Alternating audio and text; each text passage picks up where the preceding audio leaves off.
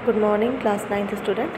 बेटा social science में हमने आपका इकोनॉमिक्स का चैप्टर फर्स्ट स्टार्ट किया था, है ना, the story of village Palampur के बारे में।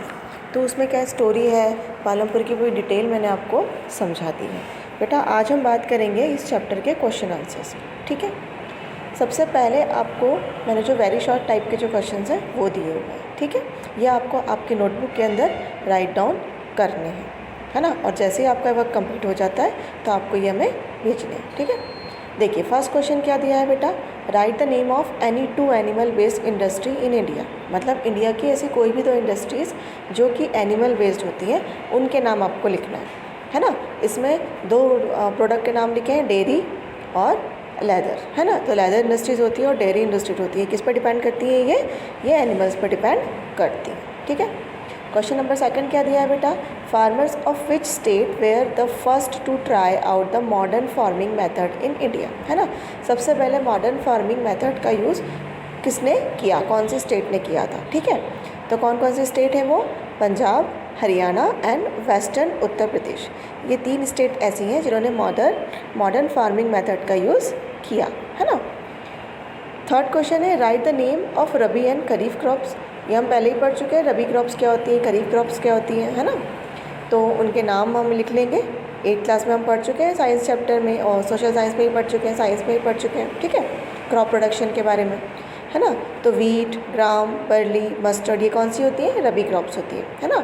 और खरीफ क्रॉप्स कौन सी होती हैं, वो होती हैं हमारी राइस, जवार, बाजरा, मेज़, सोयाबीन, कॉटन, है ना। काफ़ी सारे नाम यहाँ पर लिखे हुए हैं, ठीक है।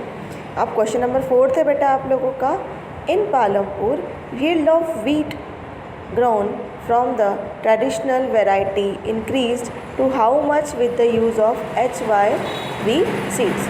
जब HYV सीड्स का यूज़ किया गया तब कितना इंक्रीज़ हुआ, है ना। वेराइटीज़ जो वहाँ पर ट्रेडिशनल वेराइटीज़ जो होती थी वो कितना इंक्रीज़ हुआ है वहाँ पर, ठीक है।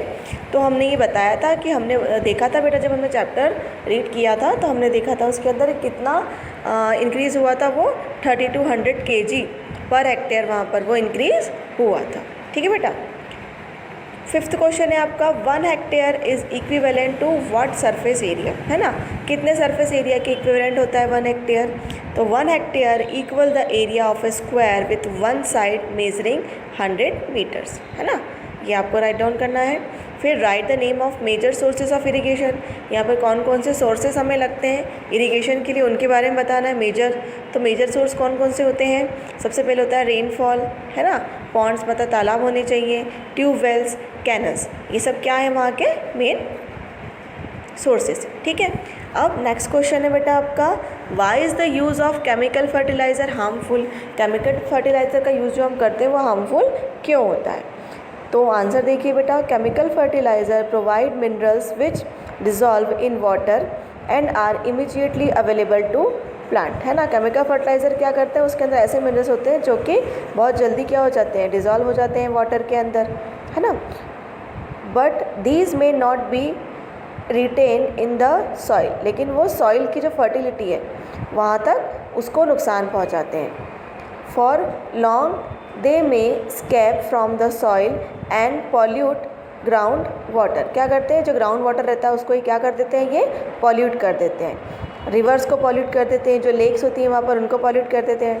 Chemical fertiliser can also kill bacteria and other micro organism in the soil, है ना। जो बैक्टीरिया और माइक्रो ऑर्गेनिज्म होते हैं सॉइल के अंदर उसको भी ये क्या कर देते हैं, मार देते हैं। This means some time after their use the soil will be less fertile than ever before, है ना। अगर हम ज़्यादा इनका यूज़ करते हैं तो कुछ दिनों बाद क्या हो जाता है, जो सॉइल की फर्टिलिटी होती है बेटा वो ख़त्म हो जाती है ना। ज़्यादा अगर हम फर्टिलाइज़र का यूज़ करेंगे, केमिकल फर्टिलाइज़र का यूज़ तो करेंगे ही, लेकिन केमिकल फर्टिलाइज़र का यूज़ हमें कम करना चाहिए, ठीक है। नेक्स्ट क्वेश्चन देखिए बेटा, नेक्स्ट क्वेश्चन है आपका, what is multiple cropping system, how was the system adopted in Palampur. Multiple cropping system क्या होता है और वो कैसे अडॉप्ट किया गया। To grow more than one crop on a piece of land during the year is known as multiple cropping. मतलब एक साल के अंदर में एक से ज़्यादा, वहाँ पर हम एक से ज़्यादा क्या करेंगे, क्रॉप्स को लगाएंगे तो वो क्या कहलाएगी, मल्टीपल क्रॉपिंग कहलाएगी। It is the most common way of increasing production on a given piece of land. जो आपके पास छोटा सा लैंड है, जो भी लैंड का पीस है वहाँ पर आपके पास में, उसको अगर आपको प्रोडक्शन को इंक्रीज़ करना है, प्रोडक्शन को बढ़ाना है उस ज़मीन के ऊपर, तो क्या करना पड़ेगा आपको, वहाँ पर मल्टीपल क्रॉपिंग आपको करनी पड़ेगी। All farmers in Palampur grow at least 2 main crops, है ना। जितने ही फार्मर्स थे वहाँ पर पालमपुर में, वो कम से कम 2 क्रॉप्स तो लगाते ही थे। Many are growing potato as the third crop in the past 15 to 20 years. Third crop के रूप में कौन सा वो लोग बुआई करते थे बेटा, वो लोग बुआई करते थे पोटैटो की, है ना। लास्ट 20 ईयर्स से वो पोटैटो की बुआई कर रहे थे। So multiple cropping is an important method of increasing production on the same piece of land. तो मल्टीपल क्रॉपिंग क्या है, वहाँ पर ज़रूरी है। एक ही ज़मीन पर अगर हम मल्टीपल क्रॉपिंग करते जाएंगे तो हमारा जो प्रोडक्शन है वो इंक्रीज़ होगा, ठीक है। नेक्स्ट क्वेश्चन की बात करते हैं। तो नेक्स्ट क्वेश्चन है हमारा बेटा, what is physical capital and what are the its type, explain, है ना। The variety of input required at every stage during production is known as physical capital, है ना। जितनी भी वैरायटी हमें जो इनपुट के रूप में हमें लगती है, उसे हम क्या बोलेंगे, उसे हम बोलेंगे फिजिकल कैपिटल। 2 टाइप के फिजिकल कैपिटल होते हैं बेटा।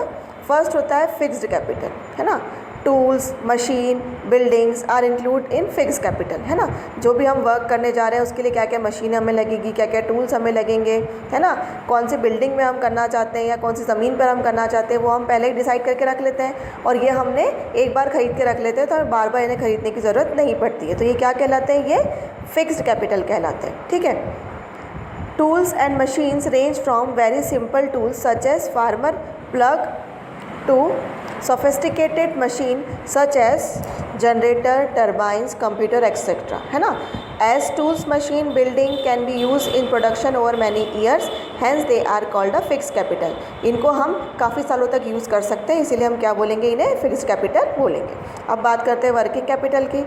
Raw material and money in hand are known as working capital. हमारे हाथों में जो पैसा होता है और जो रॉ मटेरियल हम जो यूज़ करते हैं उस वर्क को करने के लिए, है ना, वो क्या कहलाएगा, वो कहलाएगा हमारा working capital. For example, production require a variety of raw material, है ना। कोई भी प्रोडक्शन अगर हमें करना हो तो हमें काफ़ी सारे रॉ मटेरियल की ज़रूरत पड़ती है। जैसे कि अगर such as the yarn used by the weaver, है ना। जो बुनकर होते हैं वो क्या यूज़ करते हैं, वो ऊन का यूज़ करते हैं, है ना। तो ऊन जो हो गया उनके लिए क्या हो गया, एक रॉ मटेरियल होगा। अगर वो होगा उनके पास में प्रॉपर तरीके से तो उसका यूज़ कर पाएंगे, ठीक है। तो फिक्स्ड कैपिटल वो कैपिटल जिनका हम काफ़ी सालों तक यूज़ कर सकते हैं, और रॉ मटेरियल या वर्किंग कैपिटल वो जो रॉ मटेरियल हम उसके अंदर यूज़ करते हैं बेटा, ठीक है। अब बेटा इन क्वेश्चन आंसर को आपकी कॉपी के अंदर से नोट डाउन करना है, ठीक है बेटा।